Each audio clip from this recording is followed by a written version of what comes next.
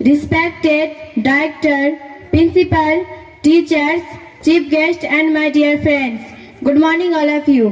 Myself, Tanum Tariq, a student of P1 in this madrasa. I would like to deliver a speech today and my topic is girl education. Education is everyone's right and it is one of the most crucial areas empowerment for women. Educated women contribute greatly to society's development and they can share the responsibility of men in various walks of life. Education not only awakens people's mind but is also makes self-dependent. Girl education is still a less profit option in rural areas. Time has changed now and girls who are trusted by their parents and the society are doing wonders very field. Indira Gandhi, Kiran Bedi, Lata Mangeshkar, etc. are some of the great examples. Girl education is when helpful in preventing various crimes against women.